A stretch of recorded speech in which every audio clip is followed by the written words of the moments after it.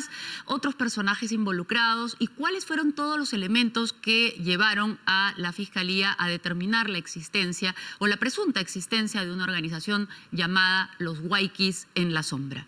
El reportaje es de Carla Ramírez. Era la hora gris, la hora en que ya no es de noche, pero tampoco de día, cuando un equipo de nuestra unidad de investigación era testigo único del ingreso de la policía a la vivienda de Nicanor Boluarte. Eran alrededor de las 6:10 de la mañana cuando un agente toma el temido Torito para romper la reja del edificio que les daría ingreso al segundo piso, donde vive el hermano presidencial. Eran momentos de alta tensión y sospecha. Hola, buenas. Ya, acá más. Tiene los documentos. Ya. Borracho. Tiene los documentos. Hola, buenas. No, soy de prensa, Matías Cama. Ahí también. ¿Lo de prensa? Sí, sí. Ya se acaba. Ni el sonido de las aves parecía despertar a los vecinos, pese al contingente en la puerta con algunos policías uniformados y otros encubiertos filmando el momento como garantía de un operativo según la ley. Su carnet de la prensa. Nuestro compañero aquí conocía perfectamente el lugar, pues desde ahí, la Unidad de Investigación de América Televisión junto a Cuarto Poder, hemos publicado la primera gran investigación que detonó en el primer expediente fiscal contra Nicanor Boluarte y su círculo hoy detenido. ¿Tú eres? De prensa, ya me registró ya. ¿Qué prensa eres tú? De América, de América. No, pero vente para acá, no hay problema. Pasaban los minutos y éramos testigos directos, únicos de que nadie abría las rejas. ¿Acaso se repetiría el capítulo de usar la fuerza para abrir la puerta de otro miembro de la familia Boluarte? Había que seguir esperando. Un agente de alto rango es llamado para dar la autorización. Tumbar la reja, saltar. Nadie abre y el operativo no se puede frustrar. Ya son las 6:20 de la mañana, cuando de pronto una vecina se asoma, avisa que bajará. El operativo de allanamiento y detención de Nicanor Boluarte acaba de empezar. Los policías subieron al segundo piso, donde Boluarte tenía alquilados 2 departamentos. La joven hija de Nicanor abrió la puerta. El hermano presidencial estaba molesto, eufórico y en pijamas, nos dicen las fuentes. Reclamó que se entrara así a su casa. La esposa se mantenía en calma ahí dentro. Cuando los policías pidieron ir a su segundo departamento al lado, usado como oficina, Nicanor Boluarte les advirtió que casi no había documentos porque recién se había mudado. La hipótesis es que en realidad ya había movido sus cosas. Afuera del lugar en poco tiempo se vio copado de periodistas y corresponsales internacionales. La presidenta Dina Boluarte daba un discurso sobre democracia y valores institucionales. Luego de más de 7 horas de operativo, el movimiento anunciaba la salida del detenido. Oye, no se meta, no se meta. ¡Ey, no te metas! Todo fue dramático.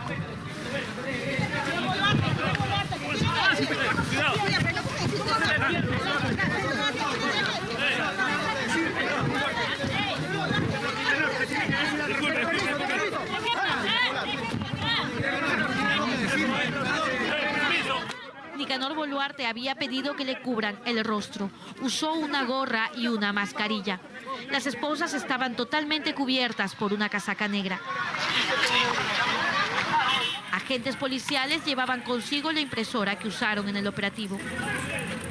En el desfile de cámaras y micros, Nicanor Boluarte repetía una frase histórica, trillada, pero válida: soy inocente. ¡Soy inocente! El equipo policial lo llevaría a medicina legal para confirmar que se le haya tratado con respeto e integridad a su salud.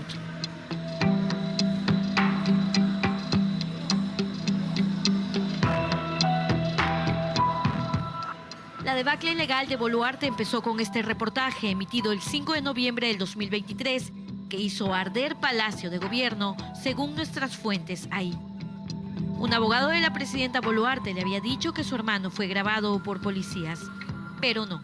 Cada video era parte de un trabajo de seguimiento intermitente de nuestra unidad de investigación entre febrero y octubre del 2023. Saber quiénes visitaban a Nicanor Boluarte era clave para descubrir su verdadero papel en el gobierno de su hermana.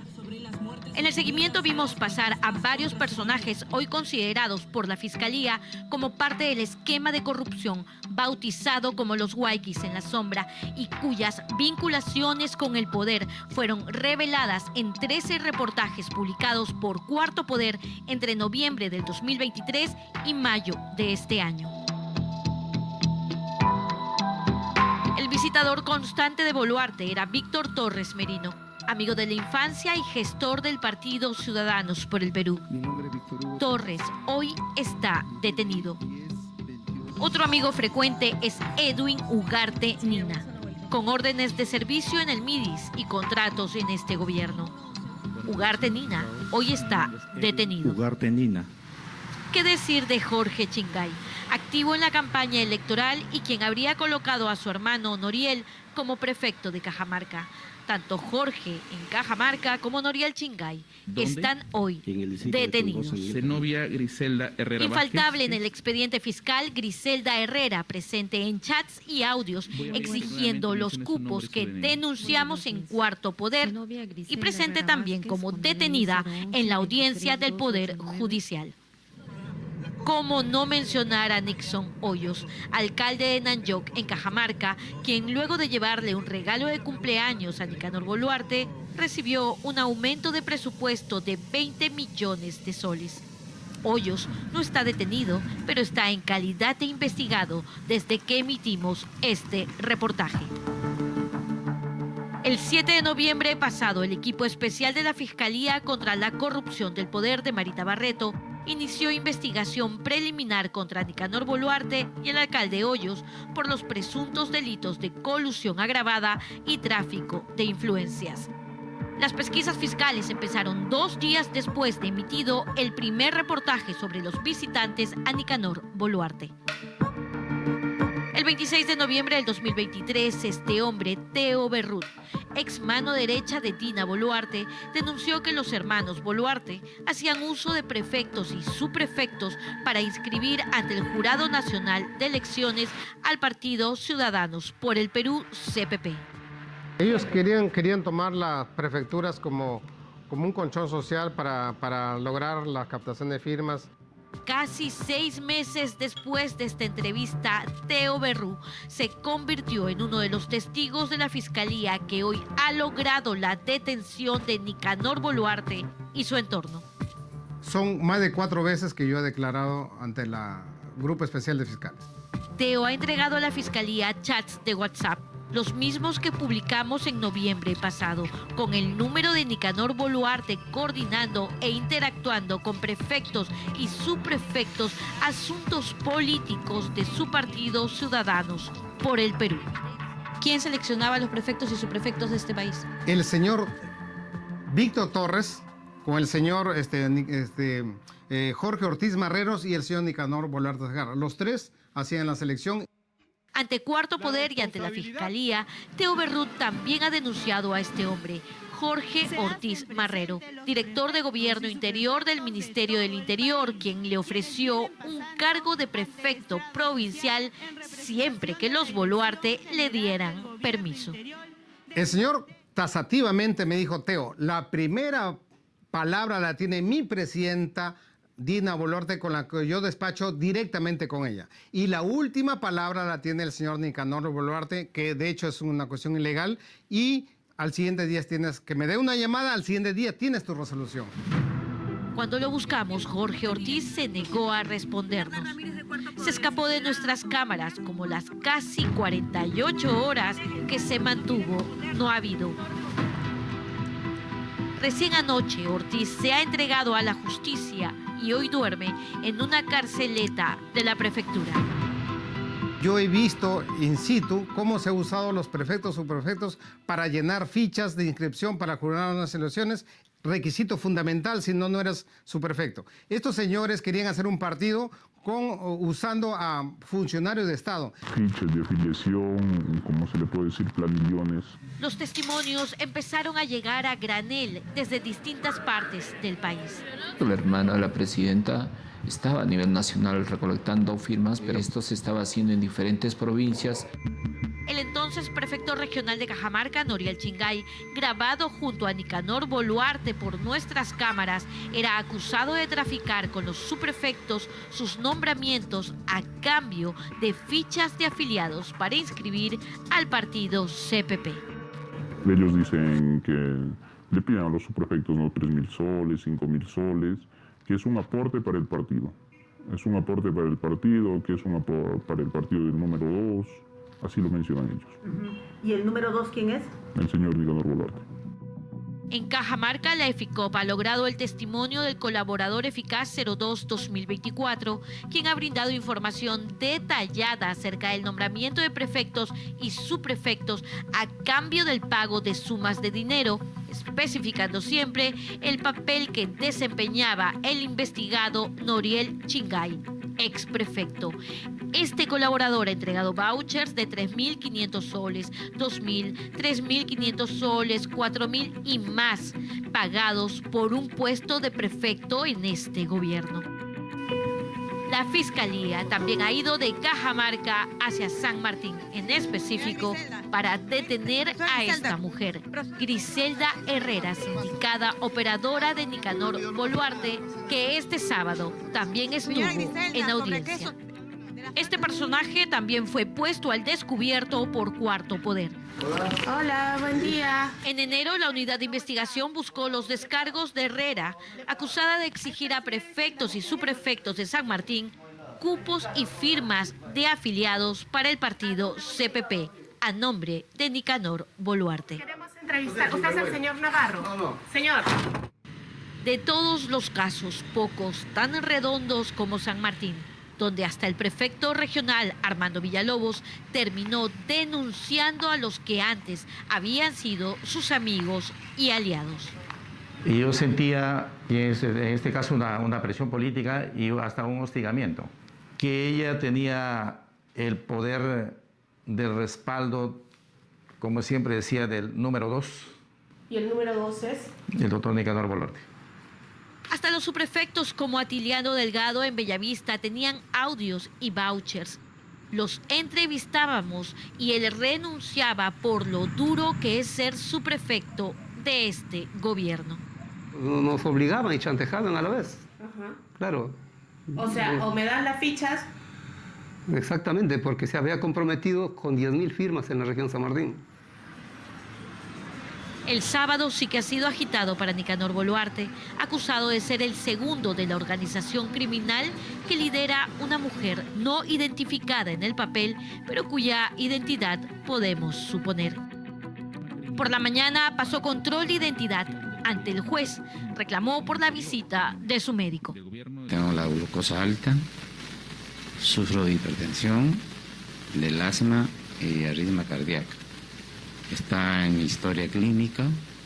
Le pido que me atienda, que me asista un médico particular para que me tome controles.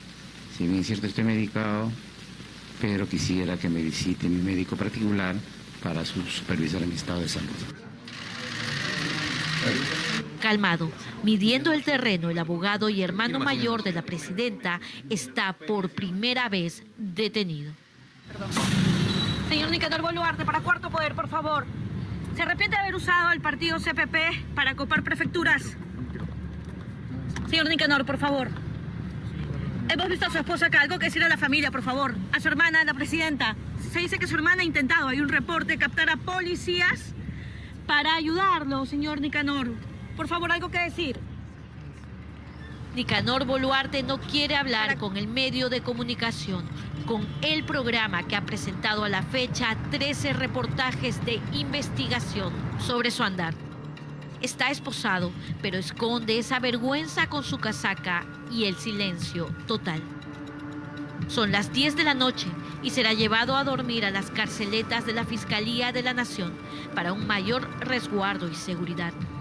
La historia para muchos recién comienza.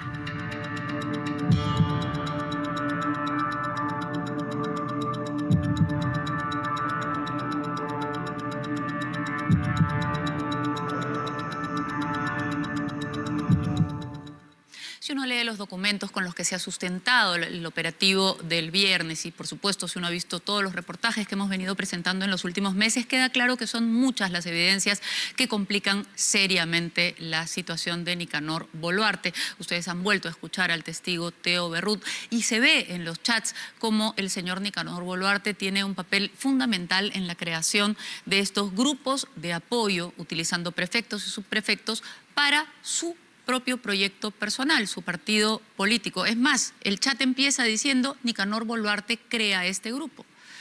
Entonces, se imaginarán que hay muchísimas más evidencias, pero todo esto, por supuesto, va a tener que ser evaluado por la justicia y sabemos que la justicia en el Perú es lenta, pero uno se puede ir formando opiniones. Por eso es que les vamos a hacer una pregunta que tiene que ver con eso el día de hoy. Y la pregunta a Cuarto Poder es la siguiente. ¿Cree que la Fiscalía tiene razones suficientes para haber pedido la detención de Nicanor Boluarte? ¿Sí o no? ¿Cree que la Fiscalía tiene razones suficientes para haber pedido la detención de Nicanor Boluarte? ¿Sí o no? Conteste, como siempre, utilizando el código QR que está apareciendo en su pantalla y que va a aparecer a lo largo de todo el programa. Y al final vamos a compartir las respuestas de los televidentes que decidieron participar en esta pregunta. Y nos vamos al siguiente reportaje. Si la situación de Nicanor Boluarte es complicada, diríamos que la del abogado de la presidenta es mucho más complicada. Y es que, como van a ver en el siguiente reportaje, Mateo Castañeda, abogado de Dina Boluarte, tuvo la idea, o quizá ejecutó la idea de otra persona, de contactar a 2 coroneles de la policía. 2 coroneles, además, que tenían que ver con el equipo que apoya a la Fiscalía en los casos de corrupción con el poder. Y tuvo la idea de contactarlos para decirles expresamente que por encargo de la presidenta querían que se archivaran las investigaciones contra su hermano o que por lo menos se desviaran y salieran del ámbito del EFICOP para pasar a alguna oficina, alguna fiscalía, donde se pudiera manejar mejor el asunto. Lo que no se imaginó el señor Castañeda es que estos policías no estaban dispuestos a traicionar ni al Perú ni a su institución y que más bien se convirtieron en agentes encubiertos y que lo grabaron. Hay audios y videos. Va a ser muy difícil salir inocente de esto. ¿Quiere saber todo lo que hay allí? Eduardo Quispe nos lo cuenta.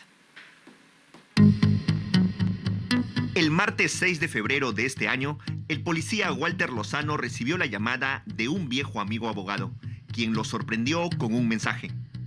Un íntimo amigo de la presidenta Dina Boluarte quería hablar con él. Me llamó vía WhatsApp y me dijo que el abogado Mateo Castañeda quería reunirse conmigo para conversar sobre unos casos que está patrocinando. Walter Lozano es un reconocido coronel de la policía. Su nombre saltó a la fama en el 2012 cuando fue uno de los 2 hombres claves en la detención del narcoterrorista Artemio. Por su trabajo, Lozano llegó a ser jefe de la Dirección Antidrogas. Cuando estaba en ese puesto, lo convocaron en julio del 2022 para seleccionar al discreto grupo de policías que apoyaría al equipo especial de fiscales contra la corrupción del poder. Un equipo que tuvo como primera misión investigar al corrupto gobierno de Pedro Castillo. A Walter Lozano, todos sus amigos y colegas lo conocen como Vica, porque alguien cuando era joven le encontró un parecido con el delantero brasileño que jugó en Perú en la década de los 90. Cuando su viejo amigo abogado lo llamó el 6 de febrero de este año, Vica ya no era parte del equipo especial. El coronel había renunciado a fines de diciembre del 2023 porque necesitaba estudiar para ascender a general. A Vica, el pedido de reunión de parte de un íntimo amigo de la presidenta Dina Boluarte le olió mal. Recordó que apenas 2 semanas atrás, el gobierno de Boluarte había dado de baja al entonces jefe de la policía, Jorge Angulo, un general que siempre respaldó al grupo de policías del equipo especial. Angulo denunció que la verdadera razón de su salida fue por no ceder ante las presiones políticas para perjudicar a los integrantes del equipo. Sin embargo, a Vica, su olfato de experimentado investigador le hizo ver una gran posibilidad en esa llamada. Para esa fecha, el equipo especial ya investigaba al hermano de la presidenta Nicanor Boluarte. Una pesquisa fiscal que se había iniciado gracias a los reportajes publicados en este programa, tras un seguimiento de varios meses que logró captar a Nicanor Boluarte reuniéndose en su casa con funcionarios públicos y autoridades que luego recibieron millones de soles de parte del Estado.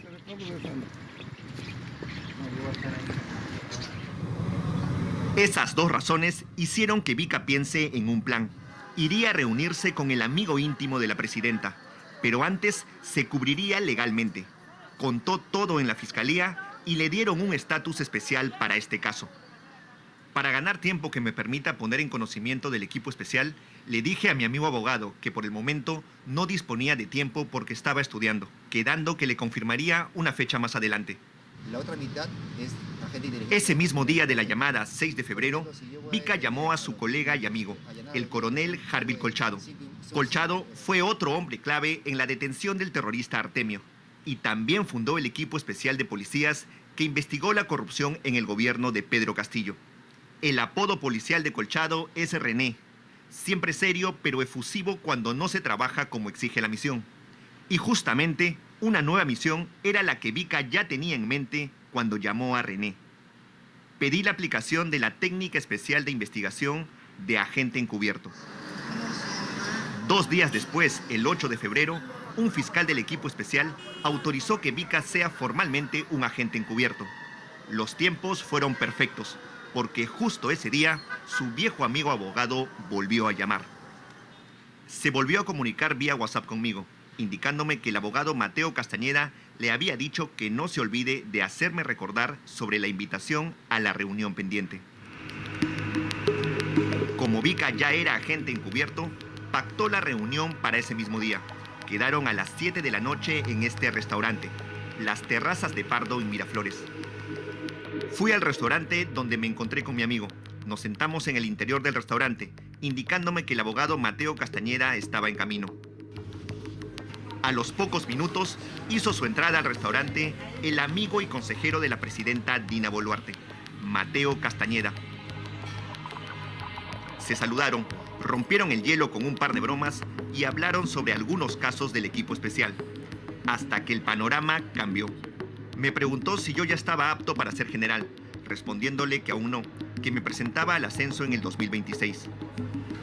En medio de la bulla y mientras los mozos atendían, el discurso de Castañeda, según la declaración de Vika, empezó a ser más claro.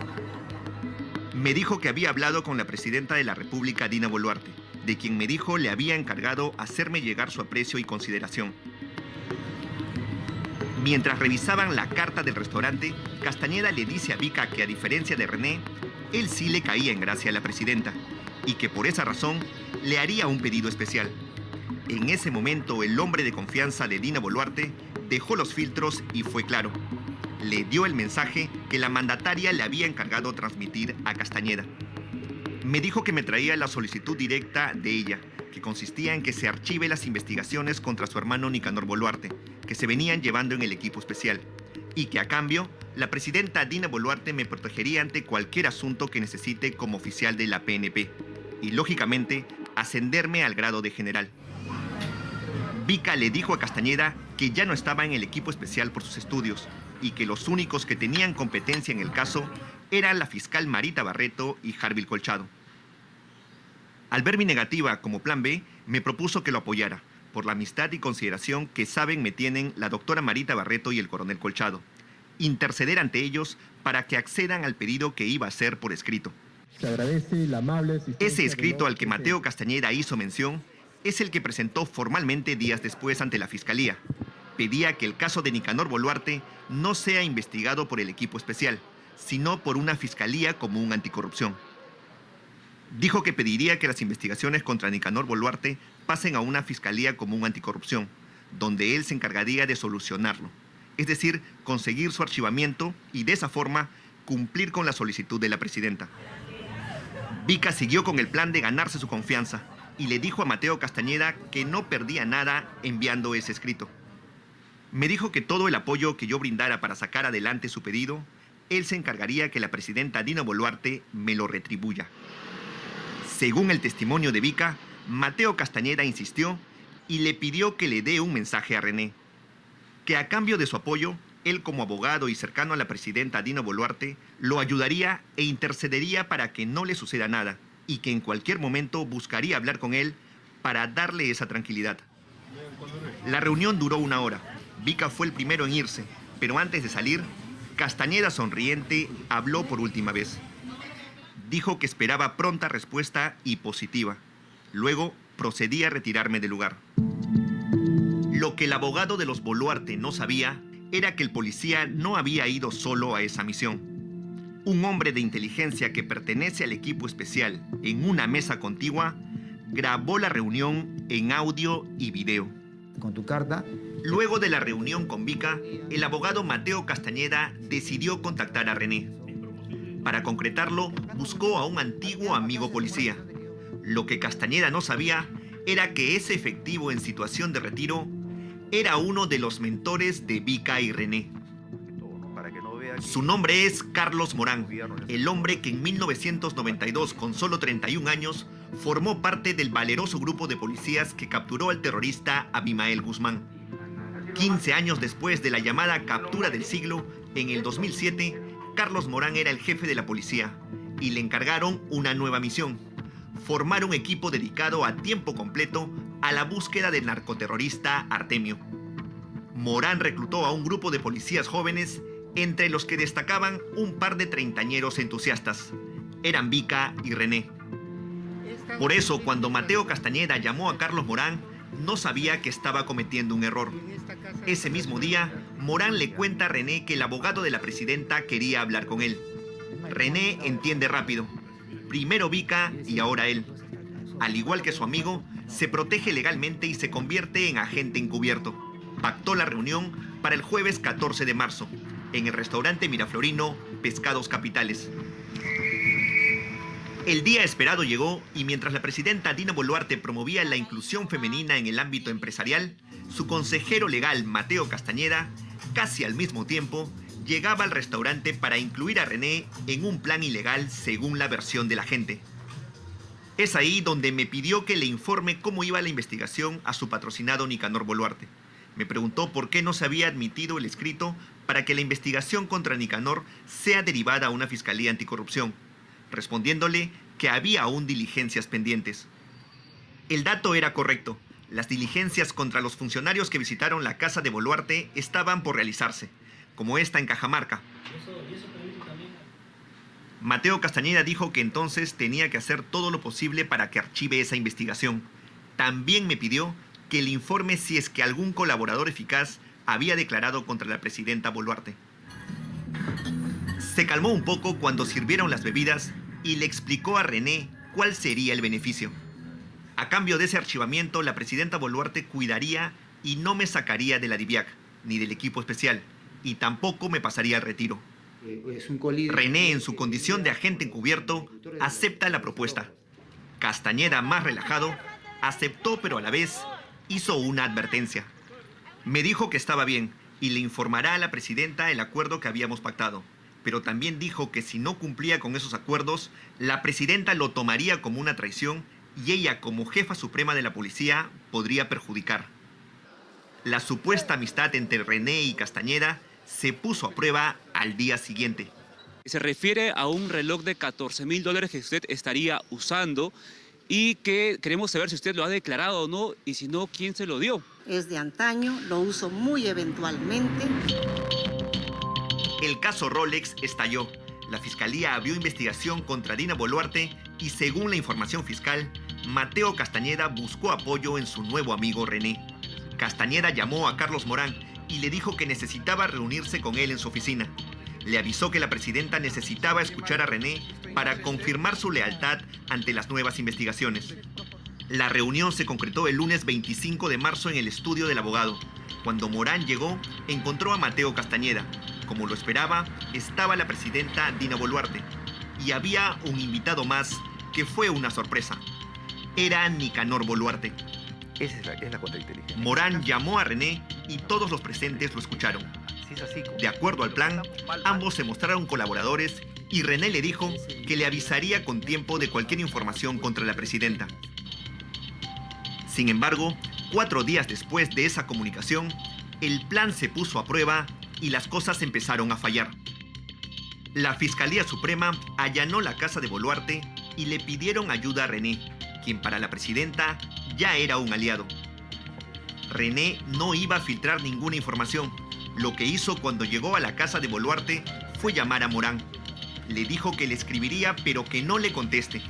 Era la coartada ante los futuros reclamos del abogado de la mandataria.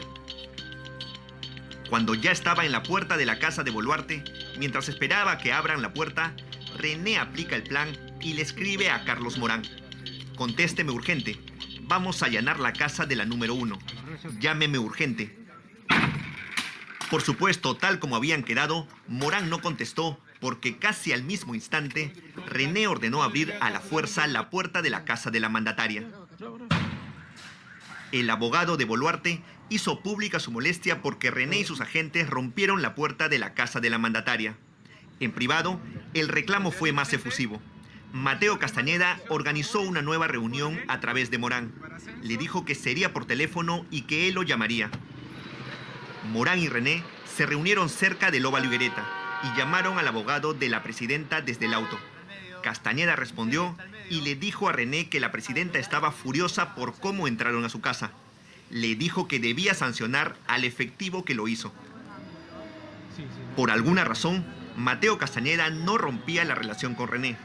Sin embargo, todo cambió el 11 de abril, el día que el policía cumplió 50 años. La famosa foto de la torta simulando un allanamiento terminó de enfurecer a la mandataria. Ese mismo día empezó una seguidilla de medidas disciplinarias contra el equipo especial, de parte de la misma policía. Citaciones a inspectoría que terminaron con la salida de René de la DIVIAC y del equipo especial. Con René golpeado, el abogado de la presidenta generó una última reunión. Citó al policía el viernes 26 de abril a la 1 de la tarde en el Centro de Esparcimiento de la Fuerza Aérea del Perú. Se volvieron a ver las caras y Castañeda tenía actitud de ganador. Según la documentación fiscal, le dijo a René que su problema se podía solucionar, pero debían intercambiar figuritas. Le dijo que consiguiera información comprometedora contra el fiscal de la Nación, Juan Carlos Villena, y contra su adjunto, el fiscal Hernán Mendoza, porque ambos solicitaron el allanamiento a la casa de la presidenta. El abogado de Boluarte le dijo a René que a cambio de esa información, el gobierno lo perdonaría y no lo invitaría al retiro. Abogado, ¿algo que decir? Lo que se deduce de la documentación fiscal es que en ese momento, Mateo Castañeda no sabía que el agente encubierto René llevaba un micrófono escondido en el cuello de su camisa. Es más, parece que no lo sabe hasta el día de hoy. Esto ha sido una emboscada del coronel Harvey Colchado. Yo soy un daño colateral de una pelea por el poder.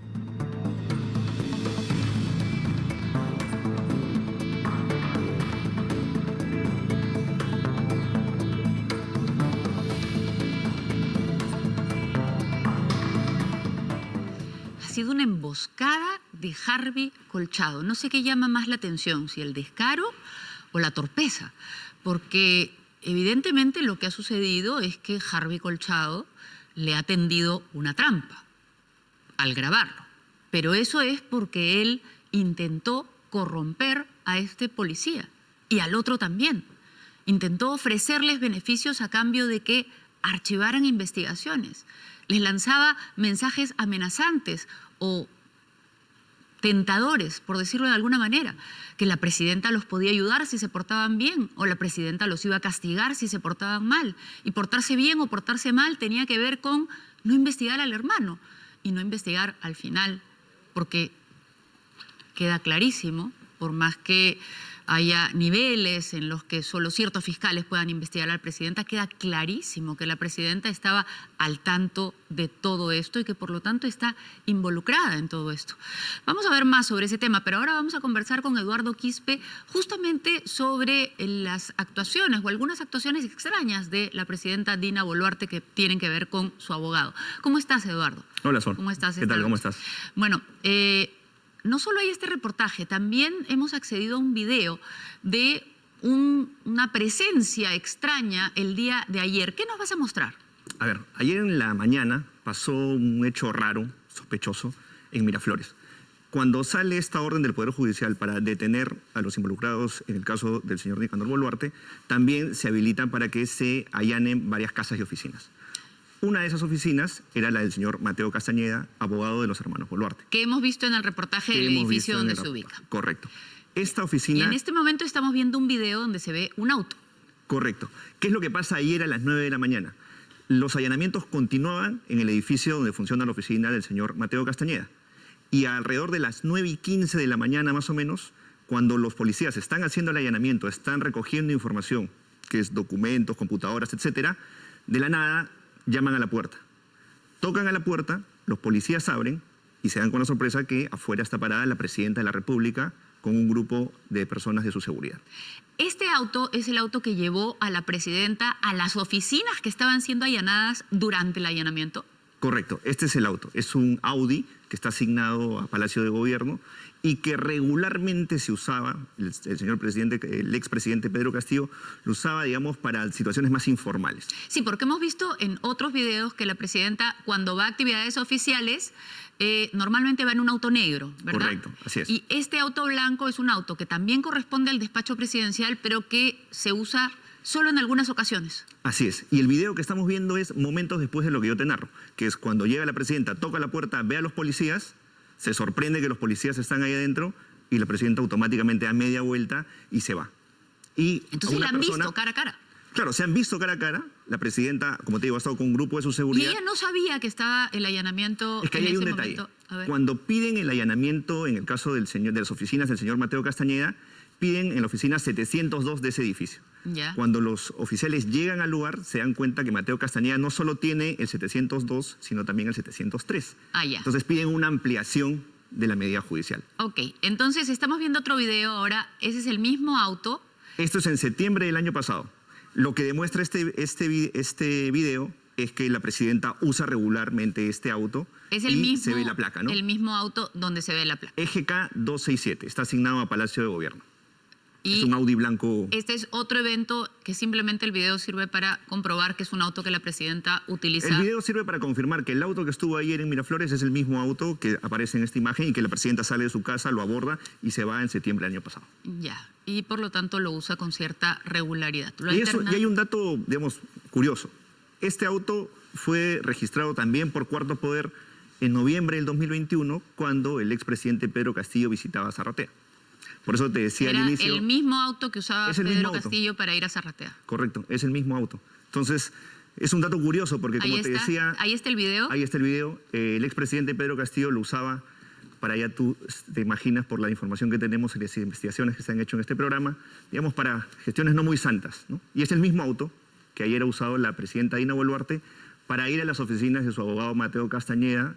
Se ha sorprendido con la presencia de la policía y ocurrió en un contexto en que la policía estaba ya revisando y lacrando algunos documentos. La información que yo tengo es que... segunda oficina. De esta segunda oficina de Mateo Castañeda, correcto.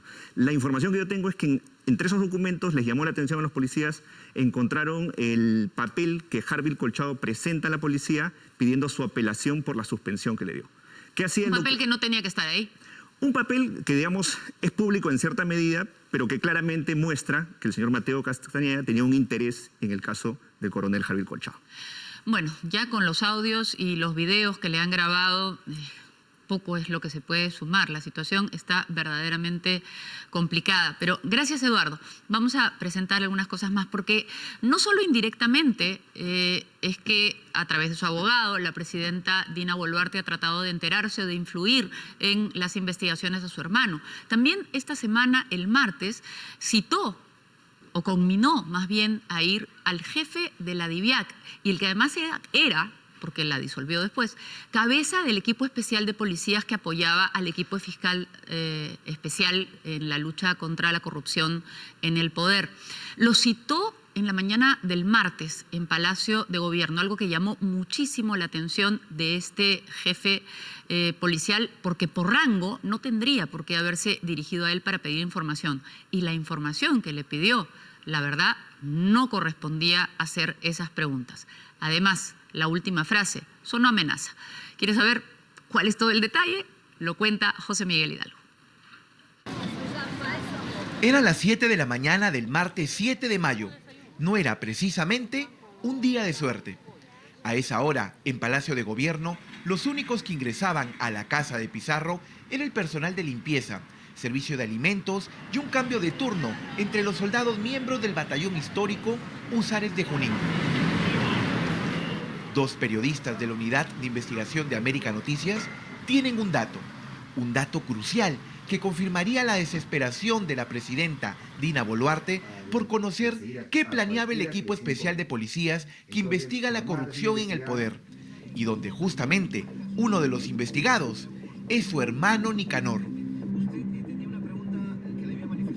Los periodistas empiezan a grabar a todas las personas que ingresan hacia la puerta trasera que lleva al despacho presidencial. Desde las 8 de la mañana empiezan a llegar algunos ministros, como el canciller Javier González Olaechea y el de Energía y Minas Rómulo Mucho. Pero a las 8:51 llega un oficial de la policía, vestido con saco y corbata. Se trata del coronel de la policía, Franco Moreno Panta, el jefe de la División de Investigación de Delitos de Alta Complejidad, DIVIAC, y cabeza del equipo que apoya a la fiscal Marita Barreto. ¿Qué hacía allí? Pues la noche anterior, el lunes 6 de mayo, a eso de las 9 de la noche, una mujer identificada como la secretaria del despacho presidencial le ordenó, no le comunicó, que tenía que presentarse al despacho de la presidenta Dina Boluarte a las 9 de la mañana en punto. El coronel tiene quien lo llame. Pero no solo está mal, sino que eso refleja que hay algo irregular, algo que huele muy mal. Al experimentado oficial le pareció muy raro, pues es evidente que la presidenta sabe que la DIVIAC investiga a su hermano. Pero no solo eso, el protocolo estipula que la presidenta pide información por el rango, por lo que no tendría que llamar a un coronel para pedir explicación, sino al ministro del Interior o al comandante general de la policía.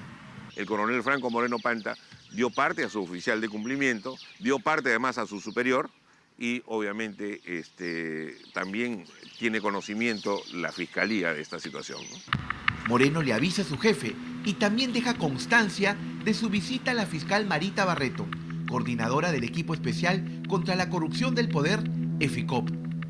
El registro de visitas confirma que el coronel Moreno ingresa a Palacio identificado como una visita particular para una reunión de trabajo autorizado por el estrenado vocero del gobierno, Freddy Hinojosa Angulo. La hora del ingreso es a las 8:55 de la mañana, pero recién ingresa a conversar con la presidenta casi una hora después. Mientras Moreno Panta esperaba, afuera se estacionaban los vehículos de dos altos mandos policiales. Primero llega el general Carlos Céspedes, director de investigación criminal, y luego llega el jefe del Estado Mayor de la Policía, general Óscar Arriola.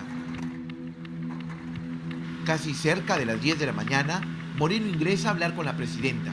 Nuestras fuentes nos confirman que la presidenta Boluarte directamente le pregunta: ¿por qué no ha puesto a disposición al coronel Colchado a la Dirección de Recursos Humanos?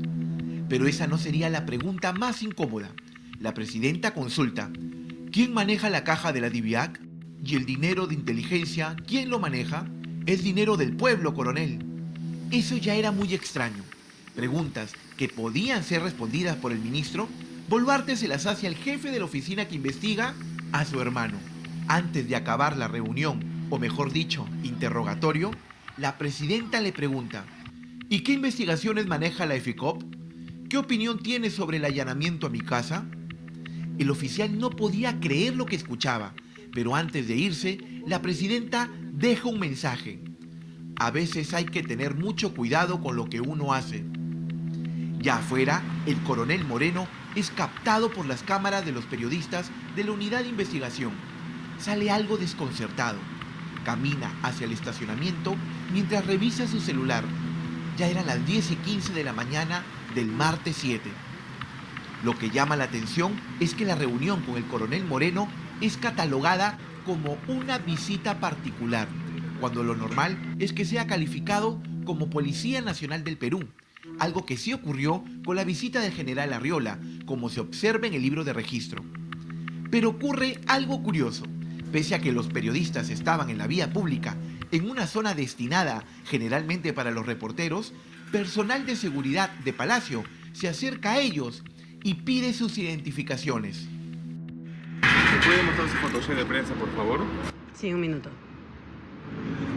Gracias. No puede estar firmando constantemente, ya, por favor. Estoy afuera. Estoy en la zona donde está la prensa, no estoy adentro. Por favor, ¿ya? ¿Cómo lo he escuchado? No quieren que graben a las personas que ingresan a Palacio. 2 días después de esta incómoda reunión entre la hermana del investigado y el jefe de los investigadores, el ministro del Interior, Walter Ortiz, desactiva el grupo de policías de la DIVIAC que prestaba apoyo al equipo EFICOP. El argumento: duplicidad de funciones. Ahí hay infracción constitucional clara. Y obviamente no me puede decir que eso se ha hecho porque al Ministerio del Interior le ha dado la gana o porque el director general de la policía le ha dado la gana, ¿no? Acá hay una coordinación en el Ejecutivo, una coordinación orquestada. Creo que la responsable de todo este discurso y de toda esta maraña de documentación que se ha hecho en el Ministerio del Interior es única y exclusivamente Dina Boluarte. Bienvenidas y bienvenidos a Palacio de Gobierno. La versión oficial del gobierno llegó desde Palacio, vía el recién estrenado vocero presidencial. Con los informes respectivos de la Comandancia General de la Policía Nacional del Perú, ha identificado en primer lugar una duplicidad en las labores que realiza la División de Investigación de Alta Complejidad, la DIVIAC, y el equipo especial. Mientras que mediante un comunicado, solo un grupo de generales respaldaba los argumentos del gobierno para desactivar el equipo policial de apoyo a EFICOP, el fiscal de la Nación interino, Juan Carlos Villena, alzó la voz para anunciar que iniciaría diligencias preliminares contra Dina Boluarte y el ministro del Interior por abuso de autoridad. Este tipo de medidas no van a lograr su propósito, porque nosotros los fiscales, y sobre todo los fiscales del EFICOP, a cargo de su coordinadora, la fiscal superior Marita Barreto, no vamos a dejar de cumplir nuestro deber de perseguir los delitos de corrupción en el poder. Este gobierno garantiza la división de poderes. La lucha contra la corrupción no se combate con frases de cliché, sino con hechos concretos. Exigimos que de inmediato se reponga el equipo policial especial de apoyo al EFICOP. O sea, ellos han utilizado el poder para de alguna manera tratar de neutralizar, de eliminar este gran enemigo que era la DIVIAC, adscrito a la EFICOP. Pero no es la primera vez que la presidenta intenta defender a su hermano. Es América Televisión, ¿no? Dina Boluarte ha aprovechado todo evento público para defenderlo cada vez que Cuarto Poder y la Unidad de Investigación publicaba videos, testimonios. Que los subprefectos eran juez y parte en la recolección de firmas para el partido Ciudadanos por el Perú. Fotografías y videollamadas que confirmaban el uso de prefectos y subprefectos para el llenado de fichas y la creación del partido Ciudadanos por el Perú. América Televisión y Cuarto Poder, desde el inicio del gobierno, no nos han soltado domingo a domingo. Y yo más bien diría a América Televisión y a Cuarto Poder que muestren las pruebas. Tenían datos de afiliación a su partido político, el Ciudadanos por el Perú, que ellos lo conocían como que lo lidera el número 2, que se refieren al señor Nicanor Boluarte. Querían tomar las prefecturas como un colchón social para lograr la captación de firmas.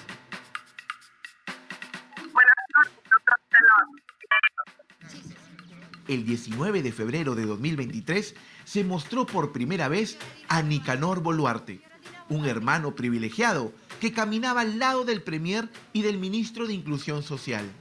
Luego evidenciamos que autoridades locales y prefectos lo visitaban en su casa de San Borja. Investigaciones periodísticas que incomodaron muchísimo a la presidenta de la República. Una historia ya repetida. Están programáticamente hablando sobre mi hermano. Dejen de difamar a mi hermano. Y él está en su total libertad de recibir, discúlpenme el término criollo, a quien se le pegue la gana.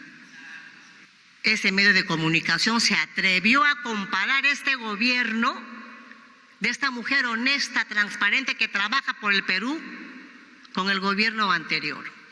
Domingo a domingo ya parece que mi hermano es el protagonista principal de algún medio de comunicación. Cada domingo en los programas dominicales el protagonista principal es el señor Nicanor Boluarte. Un 18 de julio de 2022 nace el equipo policial de apoyo a EFICOP.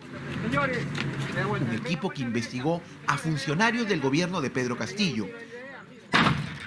Y hoy es desaparecido durante el gobierno de Dina Boluarte. Desde la creación del equipo especial ha caído gente de un lado y de otro lado.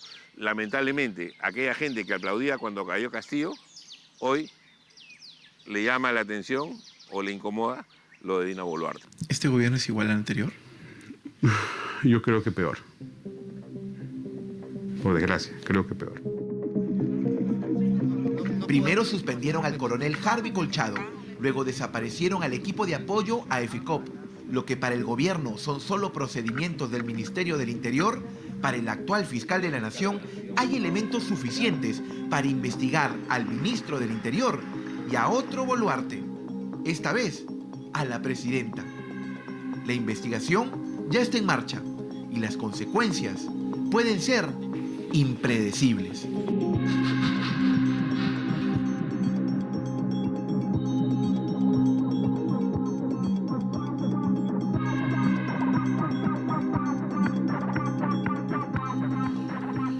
Son muchas las veces en que la presidenta ha respondido indignada. Respondido es un decir, porque no respondía a los cuestionamientos, pero daba declaraciones indignadas y ustedes las han visto otra vez, echándonos la culpa como si nosotros, los periodistas y en especial los de Cuarto Poder, nos ensañáramos con alguna persona simplemente por un antojo personal.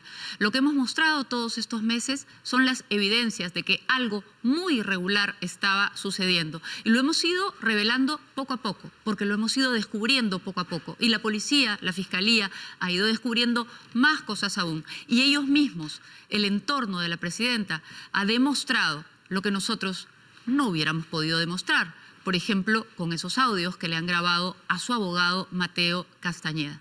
Así que nosotros no tenemos que demostrar muchísimo más, salvo que simplemente nos dedicamos a hacer nuestro trabajo, que es a investigar qué cosas están pasando que le pueden hacer daño a nuestro país. Y aquí están pasando muchas cosas que le hacen mucho daño a nuestro país. Y tenemos que hacer algo para pararlo, para revertirlo. Pero vamos a seguir hablando de personajes porque son más los que están involucrados en esta trama. Y Carla está con nosotros esta noche para hablarnos de otro, Martín González, alias Conejo.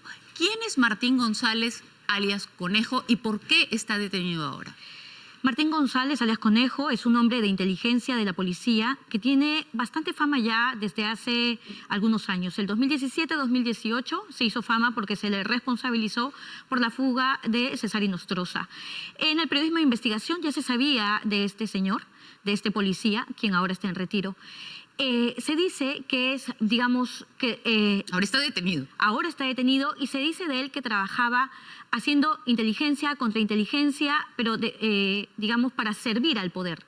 Es decir, que... O para servir a los que huían de la justicia, para ser más claros, ¿no? Claro, un hombre de inteligencia que trabajaba para seguimientos e investigaciones, no para buscar justicia, sino, según la investigación, para conseguir alianzas con los gobiernos de turno. Y así obstruir a la justicia, porque hay que decirlo claramente. Así es. Este señor, que es muy importante, repetimos, Martín González, alias Conejo, detenido por otros policías, quienes ya es famoso este personaje dentro de la policía, ha trabajado, según la investigación fiscal, se ha corroborado por testigos, colaboradores eficaces, que operó, por ejemplo, en el gobierno de Martín Vizcarra para protegerlos, porque ellos estaban a cargo de las investigaciones de Cuellos Blancos, y se usó esa información para alertar a Martín Vizcarra de que había audio sobre sus reuniones con los Cuellos Blancos y se ayudó por ello a la fuga de Inostroza, incluso escoltando a Inostroza a Tumbes con carros oficiales de la Digimin. Eso con Vizcarra. Luego vino la alianza con Pedro Castillo. Conejo también logra alianza con Pedro Castillo en un capítulo que tenemos que contar en unos minutos. Al final de esta cronología. Luego con Dina Boluarte. ¿Qué pasó con Dina Boluarte? Dina Boluarte, según la denuncia, le solicitó a esta especie de grupo policial, porque si bien ya estaba en retiro, tiene influencias, tiene agente en el aparato, le pidió que se reuniera para ver la manera de sacar al coronel Colchado de FICOP y también perjudicar con seguimientos, que es su labor, a la familia de Marita Barreto. Hay chats, Sol, en el que él y los otros policías están coordinando cómo embarrar, digamos, a Colchado y cómo buscar de donde sea también hacer lo mismo. Razones para sacar a Marita Barreto. Así es, tenemos en Colchado exclusiva. ya sabemos que lo sacamos por la sin razón de una foto de una torta. Así es, pero este hombre también estaba involucrado o le habían pedido que buscara formas de también perjudicar a Marita Barreto para poder sacarla de las investigaciones. Así es, hay evidencia de lo que estamos diciendo. Hay una reunión que una fuente humana advirtió al equipo especial de la policía que se iba a llevar a cabo para tramar esta especie de complot contra el equipo de FICOP, tanto la fiscal como los policías. Entonces, este señor también estaba enlazado o relacionado de alguna manera con todas las otras cosas que hemos visto que se hacían para perjudicar al equipo especial de la policía o al equipo especial de fiscales. Así es, tenemos imágenes en exclusiva de la reunión del 25 de abril del 2023. ¿Qué reunión es esta? Esta reunión se dio en un café en el restaurante Britannia en la noche del 25 de abril. En esa reunión... Ahí estamos viendo las imágenes. Así es. ¿Quiénes están allí? Ahí está el Conejo de Polo Celeste. También tenemos como parte de ese encuentro a personajes muy importantes. Está el mayor Barco, por ejemplo, hasta hace muy poco jefe de la división de búsqueda. Está de blanco. Que demuestra el poder y la influencia que Jefe de la división de búsqueda. Así es. Y también está muy importante, vamos a ver ahí, el coronel Rommel Díaz. ¿Por qué es importante él? Ahí tenemos en pantalla Conejo, Martín González, coronel en retiro, que ha sido en el gobierno de Castillo viceministro, ojo, importante. Luego, esta persona infiltrada en la investigación logra captar al coronel Rommel Díaz. Y finalmente, en una esquina está sentado el mayor Barco, hasta hace muy poco, como decimos, de la división de búsqueda de la Digimin. ¿Por qué es tan importante Rommel Díaz? El coronel Rommel Díaz es muy importante porque trabaja en inspectoría de la policía. Y no solamente... Él es el que les busca las cosas mal hechas supuestamente a los policías. Los castiga. Lo tiene sentado ahí, y tienes enfrente a la persona que, por ejemplo, se va a encargar o ve los procesos disciplinarios contra el coronel Colchado, pero además del coronel Rommel Díaz podemos contar que es de la misma promoción de este comité disciplinario que vio la sanción contra Colchado por la torta.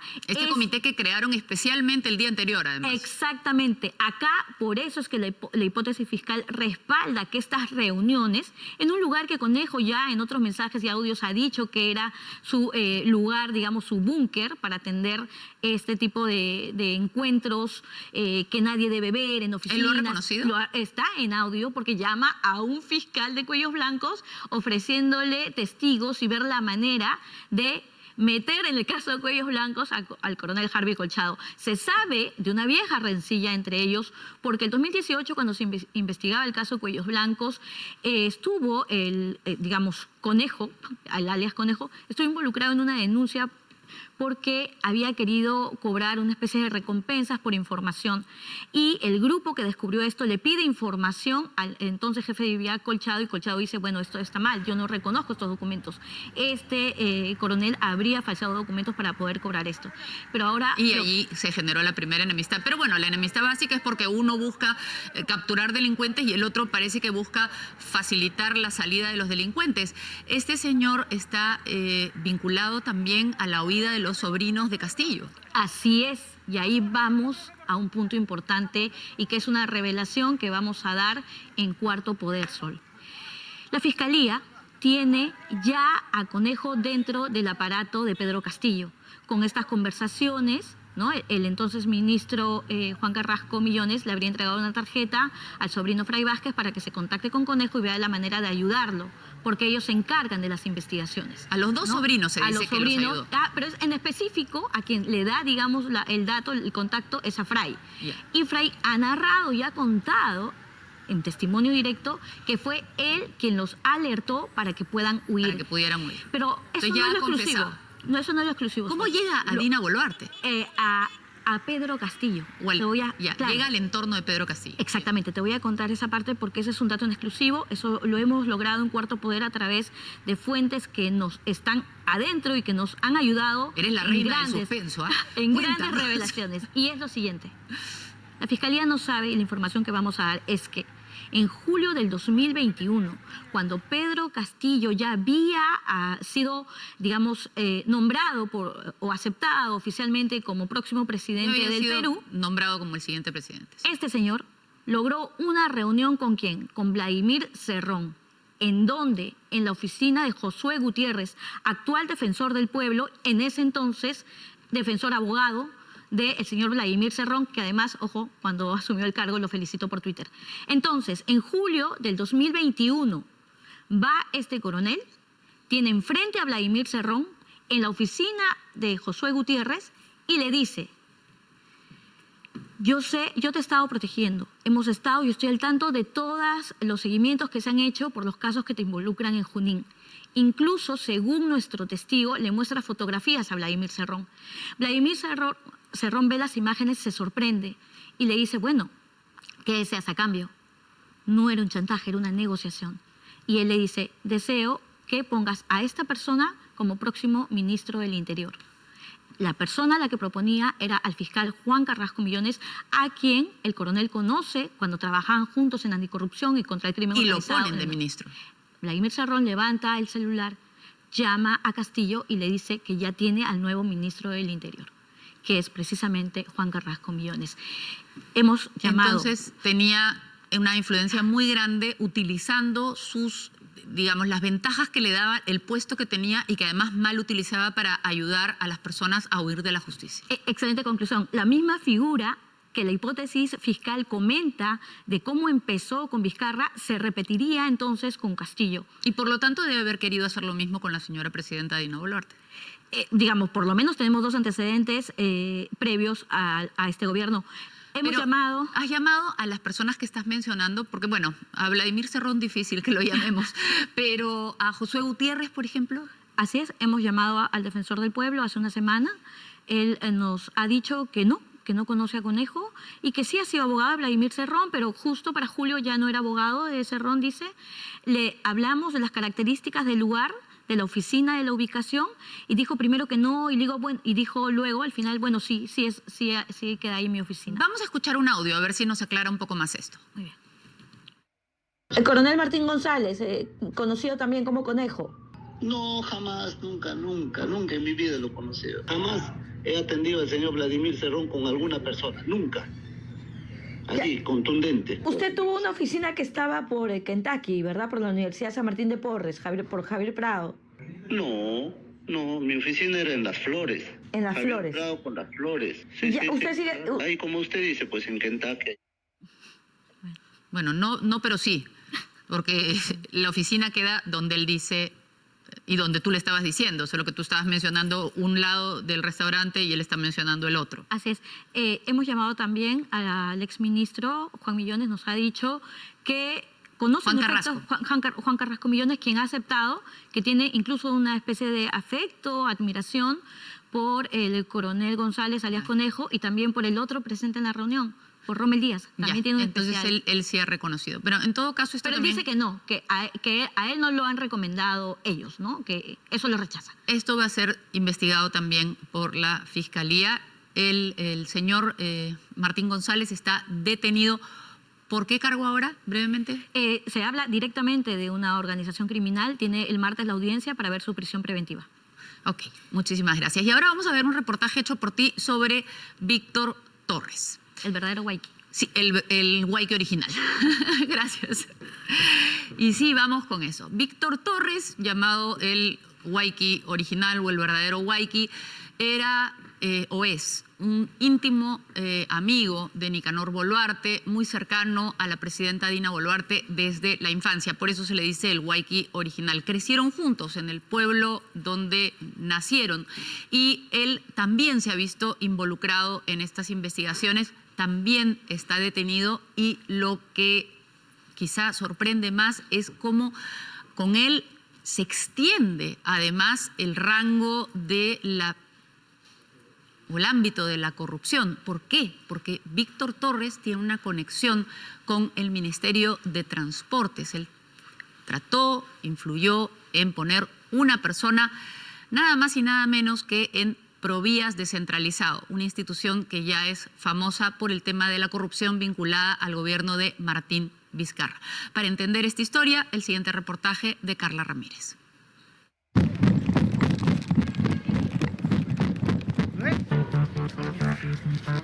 Cuando de pronto Víctor Torres llegó detenido a la prefectura, no solo fue reconocido por periodistas. Víctor Torres. Víctor Torres, el amigo de infancia de Nicanor y Dina Boluarte, fue reconocido también por airados transeúntes. ¡Corrupto! ¡Víctor Torres, eres una rata! ¡Te vas a ir preso con tu mamá Dina! Víctor Torres Merino está acusado de ser el operador de Nicanor Boluarte en una especie de estructura criminal incrustada en el gobierno. Ahora, el que es el verdadero Huayqui de los Boluarte camina esposado y escoltado por policías.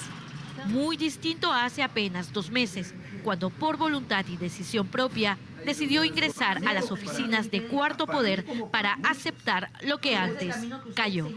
Como el copamiento de las prefecturas y subprefecturas con personajes del ya cuestionado partido Ciudadanos por el Perú, antes llamado Comité Ciudadanos, que tuvo a Nicanor Boluarte como cofundador.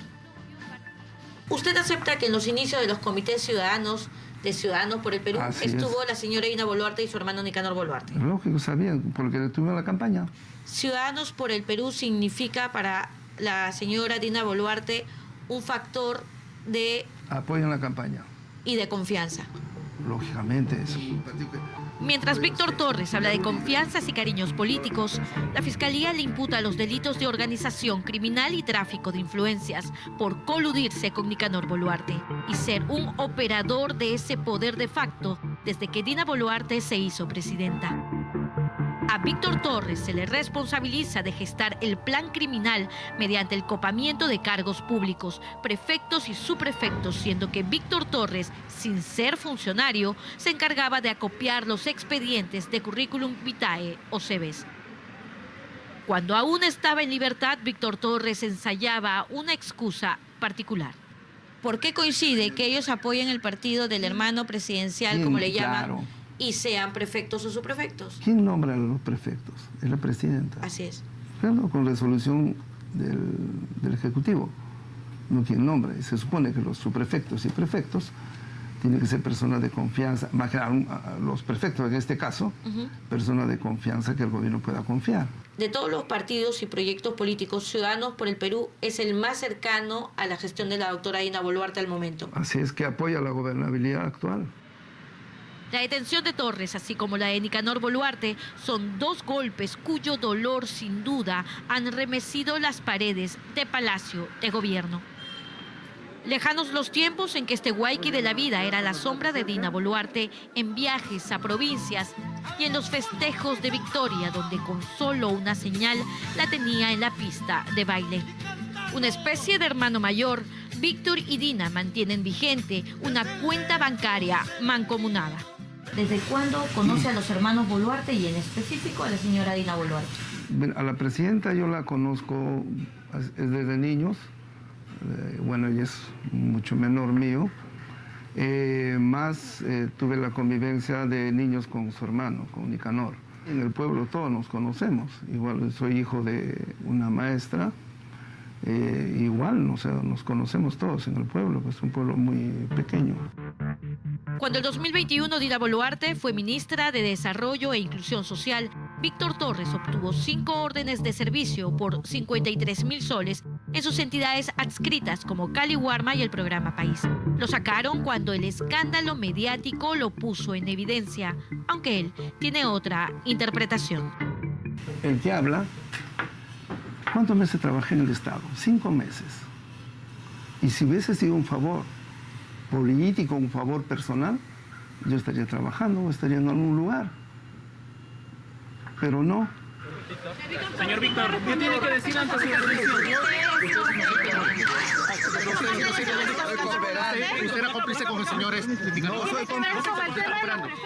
Hoy detenido y esposado, Víctor Torres parece estar imperturbable. Pero el expediente contra él tiene también el peso del testimonio de un particular testigo. Todos quedamos impactados cuando en febrero del 2024 este hombre, Juan José Enciso, se convirtió en colaborador eficaz y entregó parte de las coimas en el proceso seguido contra el expresidente Martín Vizcarra por el direccionamiento de licitaciones en Provías del Ministerio de Transportes durante su gobierno. Un testigo protegido ha narrado que meses antes, este hombre, trabajador en tercera línea de Provías, fue buscado por Víctor Torres. Dice el testigo protegido 08-2024 que Víctor Hugo Torres Merino le propone el cargo de director de Provías descentralizado, es decir, el gran ascenso a José Enciso Torres, y le señala que estamos buscando gente de confianza y luego este lo lleva al domicilio de Nicanor Boluarte. En el segundo piso se reunieron Nicanor Boluarte, Víctor Torres y José Enciso. Aquí el hermano presidencial, el número 2 como algunos lo llaman, le dijo a Enciso que Dina Boluarte necesita hacer una buena gestión e hizo mención sobre la situación de las carreteras y hospitales de Chalhuanca. Provías descentralizado que Boluarte y Víctor Torres habrían querido captar maneja un presupuesto multimillonario. El señor Nicanor Boluarte es el hermano más cercano que tiene la señora Dina.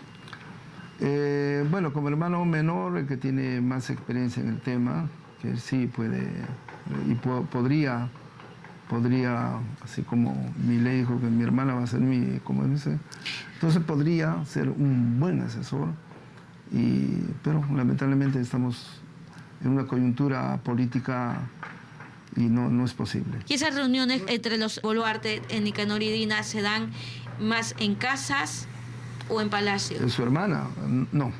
Nicanor no, hasta donde yo sé, no va a ninguna institución pública. Solo reuniones en casa. Que va a su domicilio, ¿no? En su última entrevista en Libertad, Víctor Torres estaba sin duda preocupado. Horas antes, acababan de allanar la vivienda de su querida Dina Boluarte. ¿Quién diría que hoy, además de los allanamientos, los llevarían detenidos a él y a Nicanor? Un mismo pasado que quizás se marque con un mismo destino. Nicanor Boluarte. Nos veíamos, a veces almorzamos de un solo plato, porque lógicamente la vida era muy difícil y es más para estudiantes, en la universidad y en la escuela. ¿Cuál era su vínculo con Nicanor Boluarte? ¿Pertenecía a su círculo de confianza?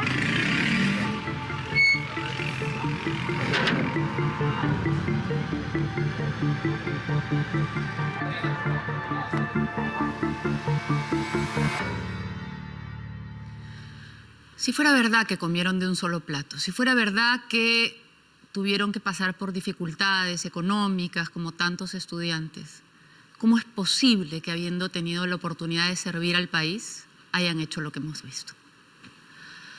¿Cómo es posible realmente? Y eso que no hemos visto todavía lo de las cifras de la pobreza, que lo vamos a ver más adelante. Pero para cerrar la explicación de este nuevo caso que hay, que involucra a las personas más cercanas a la presidenta y que involucra definitivamente a la presidenta de la República, vamos a recordar los 13 reportajes de los que se ha hablado y que han venido siendo presentados a lo largo de ya muchos meses en este programa, desde noviembre del año pasado, ya estamos en mayo. Son los títulos de los reportajes que hemos preparado sobre este tema y en realidad todo empezó antes, porque la unidad de investigación venía realizando un seguimiento desde febrero del año pasado, un seguimiento paciente, viendo quién era este señor, hermano de la presidenta, que recibía a tanta gente en su casa. Y estuvieron allí meses, silenciosos, meses, viendo quién entraba, quién salía, y luego viendo qué pasaba después con las personas que entraban y salían, cómo iban recibiendo beneficios, iban recibiendo dinero para sus regiones, iban obteniendo puestos. Y todo esto no es poca cosa. La presidenta ha dicho en algún momento que no se iba a preocupar de estas cosas, que eran asuntos menores. No es poca cosa, porque todo esto tiene que ver con el mal manejo de nuestro país. Y el mal manejo de nuestro país se traduce, como vamos a ver después, en que prácticamente el 60% de los peruanos son pobres. Y estamos cada vez peor. Y en lugar de encargarle los puestos a las personas que pueden hacer algo, que quieren hacer algo bueno para el país, están buscando la manera de repartírselo entre los amigos y de repartirse dinero y ganarse alguito, mientras todos los peruanos pierden. No hay derecho. Cuando regresemos, vamos a desarrollar una investigación que en realidad surgió y hizo primero Hildebrand en sus 13, el semanario, pero que pone una luz más sobre algo que realmente es una tremenda frivolidad en principio, pero que termina pudiendo ser una infracción constitucional. Los retoques de la mandataria. Regresamos. Ahora se conoce que la desaparición de la presidenta de la agenda pública fue por un tema personal, pero que de acuerdo a especialistas en el tema constitucional podría ponerla en serios aprietos por no haber informado al Congreso que no iba a poder ejercer el mando del país por un tiempo.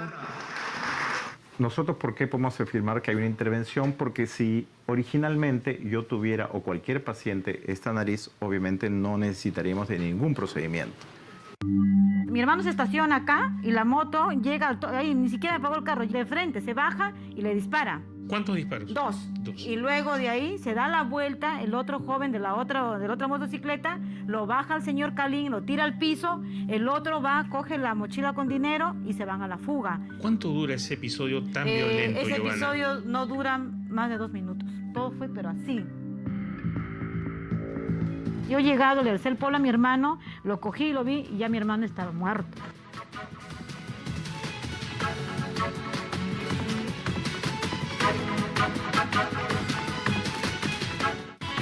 Estamos viendo Cuarto Poder. Gracias a... Si te liberas de la caspa, evitas la caída. Desde hace 17 años, el BCP viene brindando educación financiera gratuita e inclusiva para todos los peruanos a través del ABC del BCP.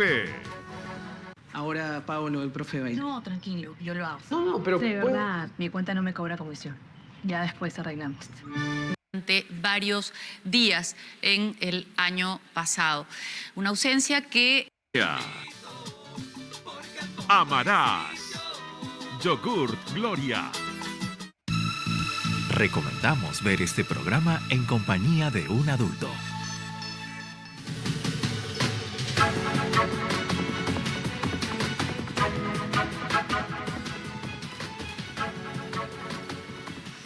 Como les contábamos antes de la pausa, el semanario Hildebrand en sus 13 reveló hace poco más de una semana que habían notado algo extraño, una ausencia de la presidenta durante varios días en el año pasado. Una ausencia que no había sido explicada, días sin actividades, días en los que al parecer el poder había estado vacío, por decirlo de alguna manera.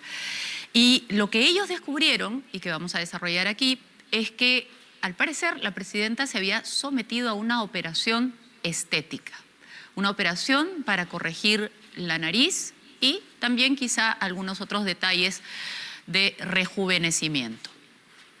En realidad, personalmente pienso que hasta los presidentes deberían poder tener licencias y vacaciones. Pero lo cierto es que en nuestro ordenamiento legal el presidente no puede ausentarse si no tiene un permiso. Y si no va a poder ejercer la presidencia, tiene que encargar el poder. En este caso, como no hay vicepresidentes, hubiera correspondido al presidente del Congreso.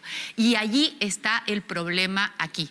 Más allá de que a usted le parezca bien o no que la presidenta se haya sometido a una supuesta operación estética, el problema, como siempre, es no haber sido transparente, no haberle dicho a nadie, haberlo hecho pasar como una cosa secreta y no haber cumplido, por lo tanto, el mandato de nuestra Constitución.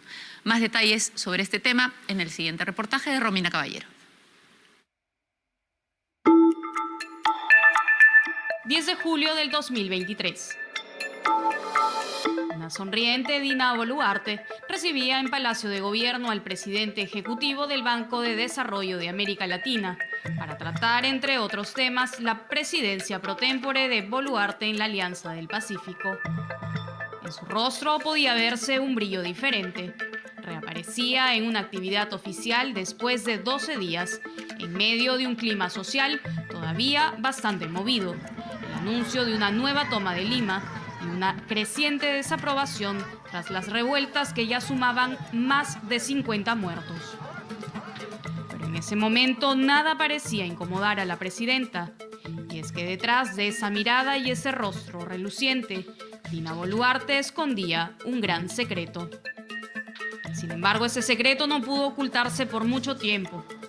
Ahora se conoce que la desaparición de la presidenta de la agenda pública fue por un tema personal, pero que de acuerdo a especialistas en el tema constitucional, podría ponerla en serios aprietos por no haber informado al Congreso que no iba a poder ejercer el mando del país por un tiempo. Aquí vemos un dorso recto y la punta con una buena proyección y un buen ángulo. Nosotros, ¿por qué podemos afirmar que hay una intervención? Porque si originalmente yo tuviera o cualquier paciente esta nariz, obviamente no necesitaríamos de ningún procedimiento, porque no hay necesidad de cambiar nada, ¿no? Entonces, este ángulo es el que nos habla, nos casi demuestra la presencia de una intervención. ¿Usted lo podría detectar con solo ver la fotografía? Al ver la fotografía, pero también al comparar con fotografías anteriores, es una nariz no solo caucásico occidental, sino además una nariz joven. No era solo su maquillaje natural. La expresión rejuvenecida de la presidenta nos revelaba que se había sometido a más de una cirugía estética. En las imágenes anteriores a ese 10 de julio, Dina Boluarte lucía un rostro con expresiones más pronunciadas, propias de una mujer que acaba de soplar 60 velas en el pastel. Ese es un comparativo bastante evidente, ¿no? Vemos no solamente la ausencia de las bolsas y de las líneas palpebrales, que sí lo vemos en la foto anterior, y el nivel de la punta. Acá se aprecian las fosas, allá no, y la punta está en una buena posición, quizá un poco elevada, más de lo que se quisiera por la inflamación, pero acá la punta está bastante caída. Entonces, en esta foto sí se hace bastante evidente que hay un cambio, y un cambio significativo. Luis Barrenechea, un médico con más de 25 años de experiencia en cirugía plástica, analiza cada detalle en el rostro de la mandataria antes y después de sus visibles retoques.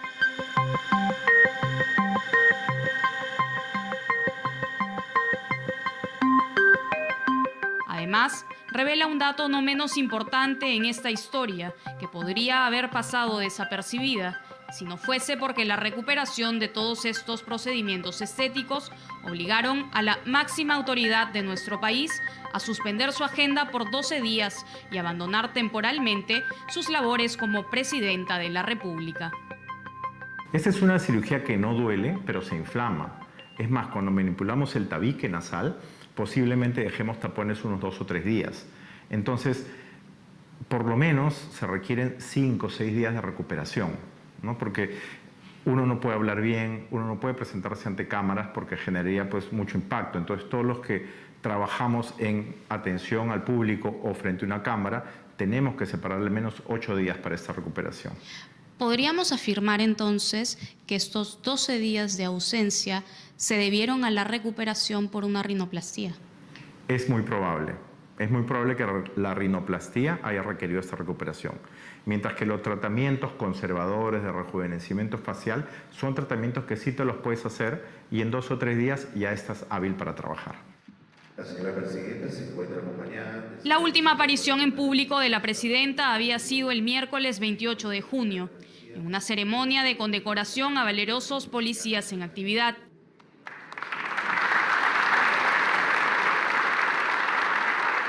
Después de esa fecha y durante los 12 días posteriores, no se volvió a ver a Dina Boluarte en público.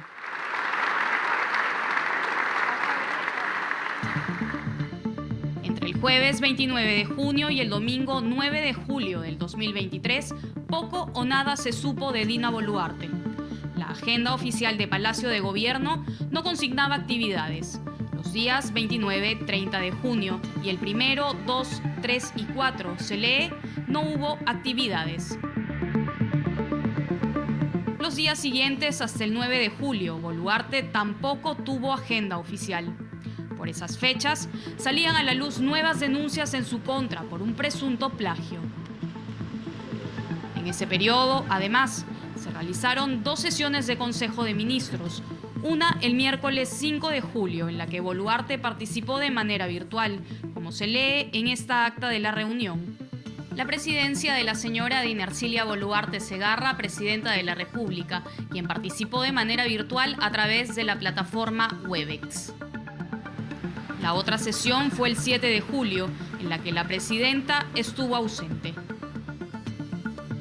En los días de ausencia de la mandataria ocurrió un hecho por demás extraño y que podría agravar la situación de Boluarte. El 1 de julio del 2023, en la cuenta oficial de la Presidencia de la República de la plataforma X, quedó registrada una actividad donde la presidenta se reunió con alumnos del COAR que estaban a puertas de viajar a Corea del Sur para representar al Perú en una competencia olímpica. Sin embargo, esta reunión en realidad se llevó a cabo el 23 de junio, como consta en la cuenta oficial de la presidencia en Flickr. Pero más allá de los retoques presidenciales, la ausencia de toda actividad pública por 12 días de la mandataria ha puesto en debate un hecho que podría considerarse inédito en el país: la suspensión del ejercicio de la presidencia por incapacidad temporal del presidente. De acuerdo con la Constitución, cuando se da esta figura, el presidente está en la obligación de informarlo al Congreso, que es el que declara la incapacidad temporal. Hay que pensar si lo que pasó el año pasado debió haber sido comunicado al Congreso, porque el tiempo en el que ella estuvo fuera por un descanso médico absoluto, si es que eso fue la materia de la intervención, le incapacitaba temporalmente para el cargo, ¿no? Como suele pasar con los descansos médicos. Los descansos médicos hacen que no puedas ir a trabajar.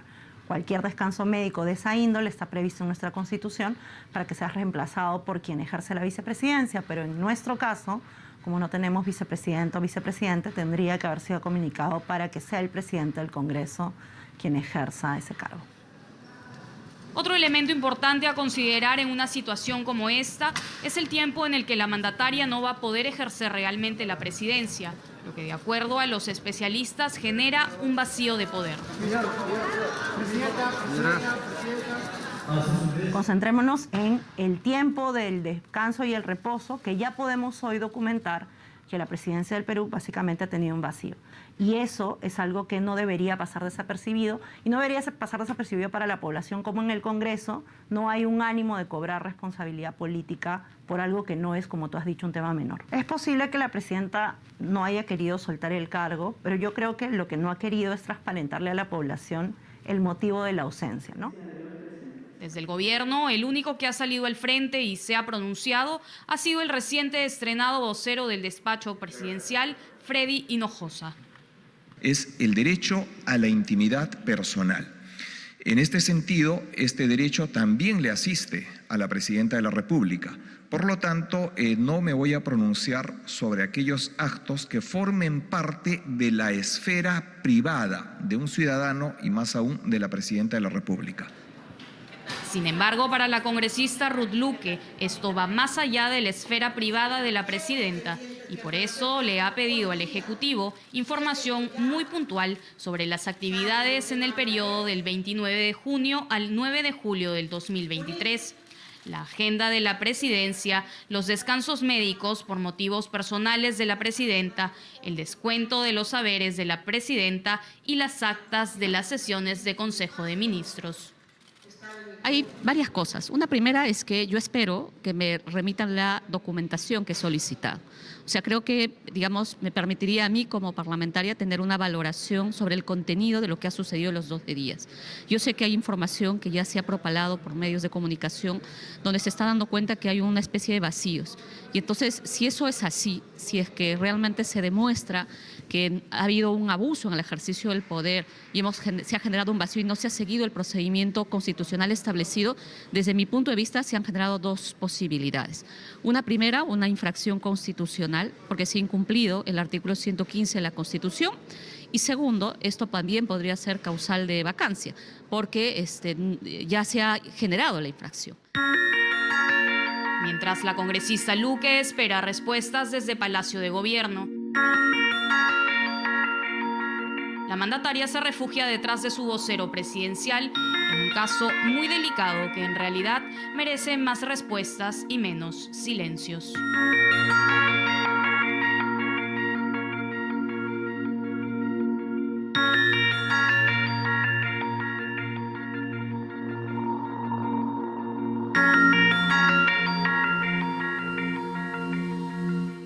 En todos los temas hay discrepancias entre los especialistas. Algunos consideran que esto es más grave, otros consideran que es menos grave. Se discute además si realmente esto es un vacío de poder, porque el hecho de que la presidenta no apareciera en público no significa que no pudiera estar, por ejemplo, trabajando sin que la vieran. El grave problema, como siempre, es la falta de transparencia, porque ese es el mayor problema que vemos, bueno, que está vinculado a las cosas que no quiere transparentar, obviamente, pero es el mayor problema que vemos y que lo vemos como una constante en el ejercicio de la presidencia de la señora Dina Boluarte. No es franca, no es abierta en la información que tiene que dar. Algunas personas que se han sometido a este tipo de operaciones dicen que en realidad uno está hábil para trabajar tan pronto se despierta de la anestesia, que no es tan grave. Claro, no quiere que la vean porque no está bonita, está llena de moretones, está hinchada, quién sabe, pero no es que afecte el cerebro ni nada por el estilo. Quién sabe, quizá la presidenta sí trabajó desde su cama, desde su cuarto. No sabemos. El problema es ese, no sabemos. Y eso no está bien. No está bien que se nos engañe. Y lo que no está bien son las cifras de pobreza que también nos quisieron ocultar, porque cuando tenían que ser presentadas, resultó que por fuerza mayor no podían presentarse. ¿Y qué se consiguió con eso? Que todo el mundo pensara más que lo normal que estaba pasando con las cifras de pobreza en nuestro país. Y lo que estaba pasando es eso, esto que vamos a ver acá, que la pobreza en nuestro país ha aumentado otra vez, y la vamos a distinguir. Estamos hablando de pobreza monetaria, es decir, la pobreza que se mide en la cantidad de dinero que uno tiene para gastar, porque hay otras formas de medir pobreza y vamos a mencionar algunas después. ¿Cómo son los pobres en el Perú? No vulnerables son las personas que no se consideran pobres. El 39.6% de la población es, de acuerdo al INEI, no vulnerable, están bien, pueden comer, pueden satisfacer incluso otras necesidades. Pero vulnerables ya tenemos el 31.4%. ¿Qué significa vulnerable? Que está a un paso de ser pobre, que cualquier cambio en su vida, perder el trabajo o tener una emergencia que le haga tener un gasto muy grande, por ejemplo una emergencia médica, lo pasa del umbral de vulnerable a pobre. Y además van a ver la cifra de dinero que los distingue, realmente es terrible la situación. Pobres en el Perú, estamos en 23.3%, también ha aumentado, y por último, los pobres extremos, 5.7%. Todo esto es el 100% de nuestra población, pero el total entre vulnerables, pobres y pobres extremos es 60.4%. Y por eso les decíamos que en realidad en el Perú el 60% de la población es pobre, porque esos vulnerables se pueden distinguir de los pobres por un sol más. ¿Quiénes son los pobres? Tenemos un cuadro donde nos dice cuánto ganan. Bueno, acá tenemos primero cuántas personas son. Vulnerables se consideran 10.590.000 personas, pobres 7.858.000, pobres extremos, es decir, que no les alcanza ni para comer, 1.922.000. La suma total de estos son 20.370.000 peruanos que están en condiciones de pobreza, llámele usted vulnerabilidad, pobreza o pobreza extrema. Son personas que tienen dificultades para afrontar el día a día. Y les decía que teníamos también la cifra en dinero, la vamos a ver acá, el valor mínimo para satisfacer necesidades. ¿Cómo se mide al pobre? El pobre es el que tiene menos de 466 soles por persona en una familia para satisfacer sus necesidades en un mes. Eso significa que si son 2 en la familia hay un poco más de 900 soles, pero no les alcanza para más de 466 al mes. Los pobres extremos tienen solo 251 soles por persona y con eso no les alcanza ni siquiera para comer lo mínimo necesario según la Organización Mundial de la Salud. Pero ¿qué pasa con los vulnerables? Les decía, los vulnerables son cualquiera que gane de 467 para arriba un poquito más. ¿Y acaso son menos pobres porque tienen 500 o 600? Son pobres. Los peruanos, 60% son pobres. Y ahora vienen lo que les decía que tiene que ver no con la pobreza monetaria, sino las otras formas de medir pobreza, y esto es realmente desgarrador. 43.1%, más de 4 de cada 10 niños tiene anemia, entre niños de 6 a 35 meses. La anemia genera daños permanentes, porque la anemia, que es la baja de hierro en la sangre, impide el desarrollo completo del potencial de inteligencia de la persona. Si un niño crece con anemia, nunca va a poder llegar a ser lo que hubiera podido ser si hubiera estado bien alimentado. Más de 4 de cada 10 niños están condenados en el Perú desde que nacen a no poder llegar a ser lo que pudieron ser por esto. Esto es dramático también, estudiantes de segundo grado que no tienen un nivel satisfactorio de lectura, 86.1%. Casi 9 de cada 10 niños no pueden entender correctamente lo que leen de acuerdo a la edad que tienen. Se mide en segundo grado. Tenemos más, población sin agua. La falta de agua también está ligada a las enfermedades que generan problemas estomacales y también se vincula a la anemia. 73.7% de nuestra población no tiene agua gestionada de manera segura. Es decir, no tiene un agua que le dé la tranquilidad de que no se va a enfermar.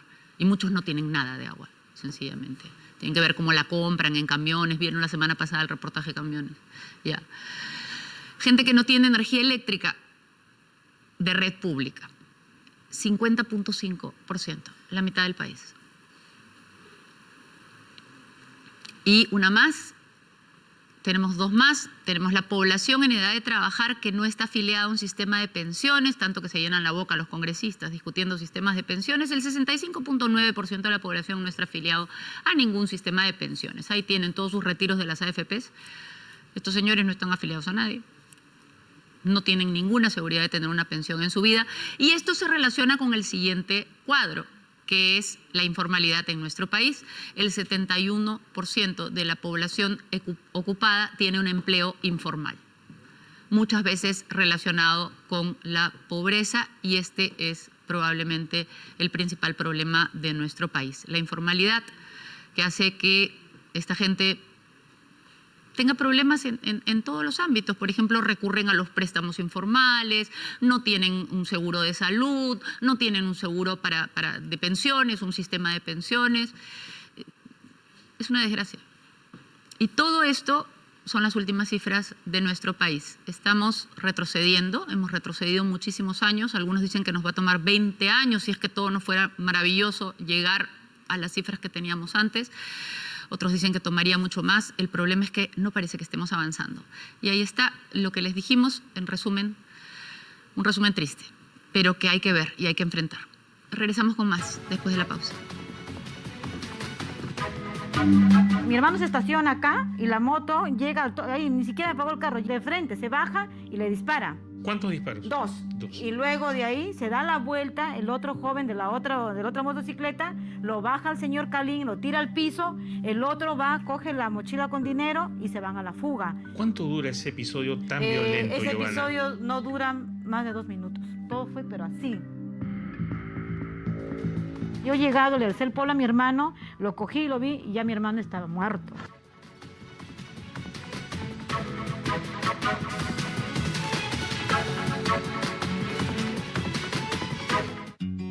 Este fue tu primer playlist. Tus primeras partidas de juegos. Tus primeros retos de baile.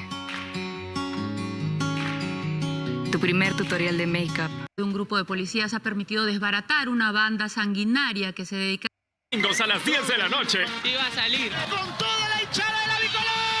Sí va a salir. Tenemos para ti, papito lindo, este lindo detalle. No, está loco, esto ya no le queda. Bueno, podría ser porque le quede para el hermanito. Federico nos trae divertidas entrevistas. Vamos con el reto. Ahí está. Que no pase piola, vete también, métele. Ellos dudan de mi sazón, pero verán de lo que soy capaz. Se me había pasado un poquito. Siempre con las ocurrencias, la alegría y el color de la fiesta del fútbol en el programa del hincha peruano. ¿Cuál es el animal que anda con una sola pata? ¡El pato! ¡Arriba, Perú! Este domingo estaré con Orderique. Orderique. Sí va a salir. Los domingos a las 10 de la noche por América. Recomendamos ver este programa en compañía de un adulto.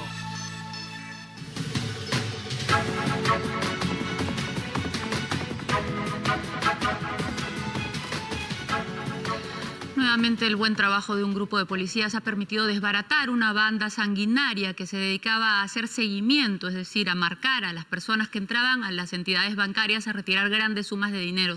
Esta banda no solo les robaba, sino incluso llegaba a matar a sus víctimas. Julio Chuquitaipe nos trae el reportaje. Mi hermano se estaciona acá y la moto llega, ahí ni siquiera apagó el carro, de frente, se baja y le dispara. ¿Cuántos disparos? Dos. Y luego de ahí se da la vuelta, el otro joven de la otra motocicleta, lo baja al señor Calín, lo tira al piso, el otro va, coge la mochila con dinero y se van a la fuga. ¿Cuánto dura ese episodio tan violento, Ese Giovanna? episodio no dura más de 2 minutos. Todo fue pero así.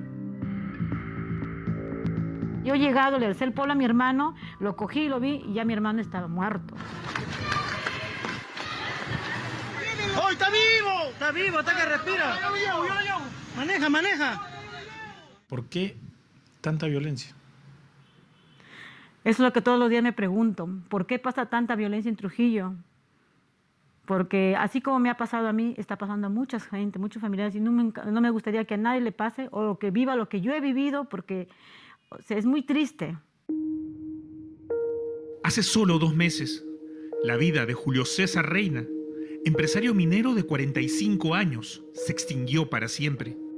Fue asesinado por una banda criminal dedicada al marcaje para robarle el dinero que recién había retirado de una entidad bancaria. Retira 170,000 soles del banco. Estaba acompañado del señor Calín, que era su amigo y socio, que trabajaban juntos. Los delincuentes sabían al detalle cada movimiento hecho por Julio César la mañana del sábado 17 de febrero. Entonces mi hermano sale del Continental y se va a donde cambian los dólares. Y ahí donde cambian los dólares mi hermano deja 135,000 soles. Y la diferencia él lo lleva porque se retiró el resto de dinero porque tenía que pagar a un señor que le debía. Con mucho esfuerzo, Julio César Reina había pasado de ser chofer de carga pesada a un próspero minero de carbón en la Sierra de la Libertad. Su muerte ha dejado una huella imborrable en todo su entorno.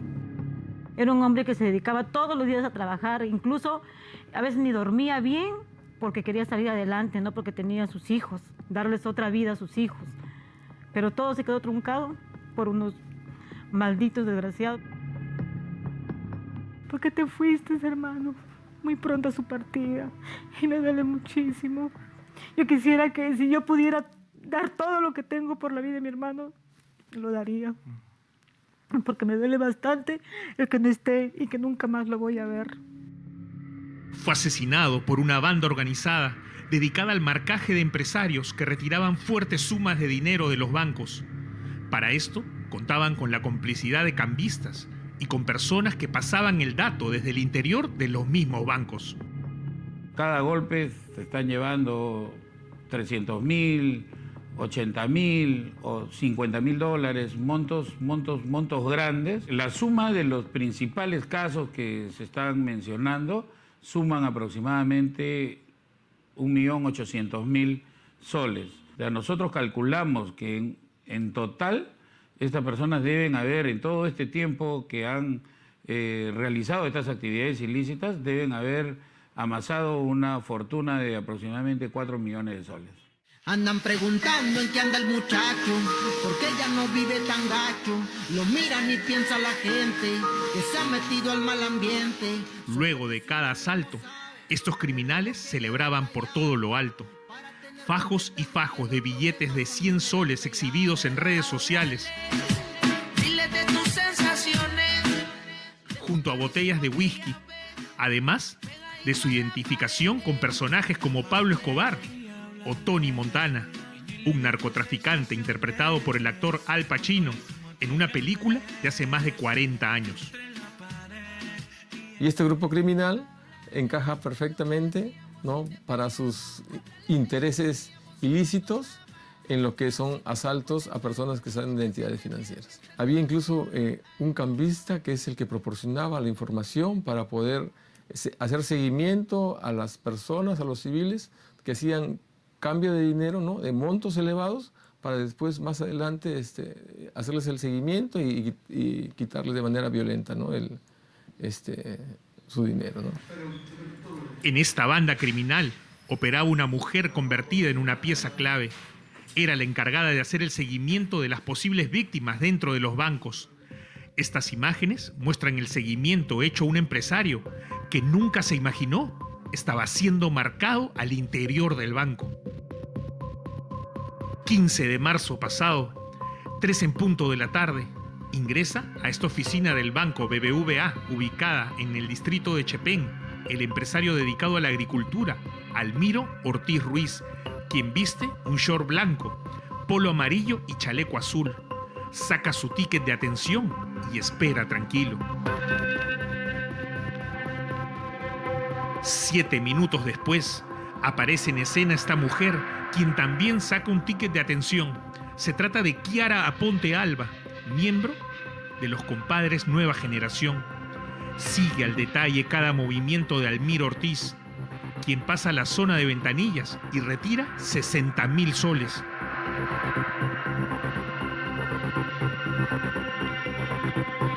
Kiara da aviso al resto de la banda, que esperaba fuera el empresario, que terminó perdiendo todo su dinero en manos de esta banda criminal.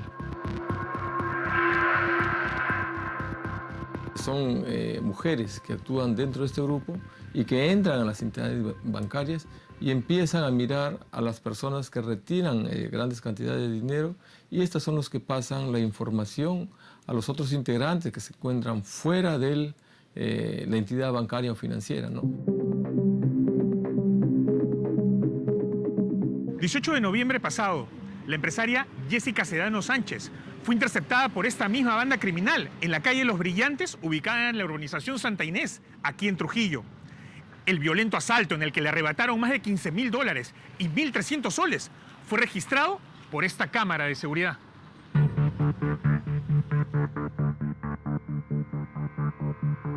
Pensé lo peor, porque dije, no, aparte me van a quitar mi dinero, el delincuente venía apuntando con el arma, pero me apuntaba a mí. O sea, al momento de que llega me dice, dame la cartera, pero él forcejea por la puerta de atrás del copiloto, él saca el seguro y yo lo volví a meter. Estábamos en esa situación y como no pudo abrir, se fue por la parte de atrás, hizo la misma maniobra porque la ventana del conductor estaba abierta. Con una mano saca el seguro y con otra mano abrió la puerta. Son instantes de absoluta zozobra. Jessica, empresaria dedicada al rubro minero, llevaba consigo más de $15.000 en efectivo para hacer unos pagos por el alquiler de una maquinaria pesada. En ese momento, veía cómo el producto de su esfuerzo le era arrebatado con violencia por un avesado delincuente. Yo gritaba, pedía auxilio, habían carros que pasaban, pero no. El conductor se quedó prácticamente inmóvil porque no hacía nada por ayudar. Le suplicaba, ha tenido bastante tiempo que llame a la policía, no sé, pero no. Cuando ya el el delincuente logró entrar, pues me tiró un cachazo acá, que todavía tengo la herida, tengo dolor, tengo que estar en tratamientos. Me jaloneó afuera, me arrastró y pues me quitó lo que es todas mis pertenencias. Todo se llevó. Jessica cayó al piso ante la mirada impávida de decenas de personas, quienes no atinaron a hacer nada para ayudarla. El delincuente fugó corriendo antes de subirse a la moto, dejando a Jessica en shock y sin dinero. Fue un momento de terror. Yo ya temía que me iba a pasar lo peor porque yo forcejeé por defender ese dinero, porque como le repito, era para pagos y yo de dónde iba, imagínense, sacar una suma alta de dinero para yo poder reemplazar y poder eso, ¿no? Fue algo desesperante. No supe qué hacer en ese momento. Sucedió lo que sucedió y yo agradezco a Dios por estar viva. Al igual que Jessica, son decenas los empresarios que lo han perdido todo. El pasado 4 de mayo, al menos por ahora, esta banda cometió su último asalto. Robó a un empresario más de $60.000 que había retirado de un banco. Estaban totalmente armados y se desplazaban en 2 motos lineales. Luego de más de 6 meses de trabajo minucioso por parte del fiscal William Rabanal y los agentes de la División Regional de Inteligencia de la Libertad, se logró identificar a cada uno de los miembros de esta banda y seguir cada una de sus rutinas. Esta semana se montó un completo operativo para desarticular a estos criminales.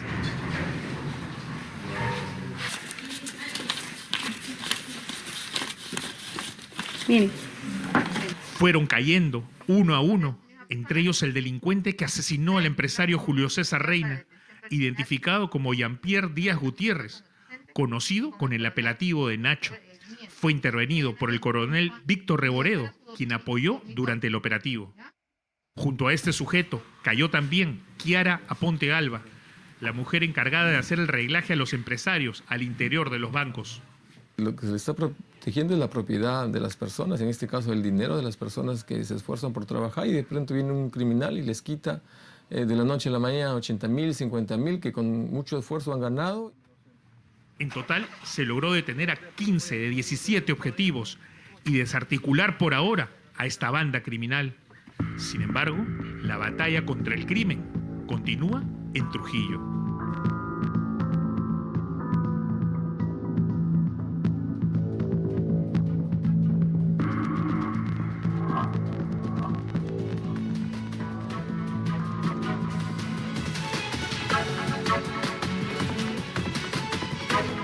Él está en modo promo, ese estado de ánimo en el que nada le molesta, porque ganó un auto 0 kilómetros. Tú también gana uno de los autos que sorteamos cada semana, o uno de los cientos de premios tecnológicos. Participa comprando en nuestros centros comerciales, Larcomar, Megaplaza y Outlet Arauco a nivel nacional. Por cada 30 soles de compra, tienes una opción para ganar. A más compras, más oportunidades de ganar. Entérate más en www.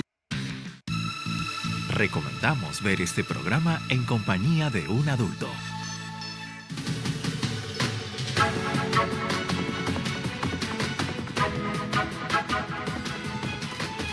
4.111 personas respondieron la pregunta de Cuarto Poder el día de hoy. La pregunta era la siguiente. ¿Cree que la Fiscalía tiene razones suficientes para haber ordenado la detención de Nicanor Boluarte, sí o no? Y las respuestas fueron como sigue.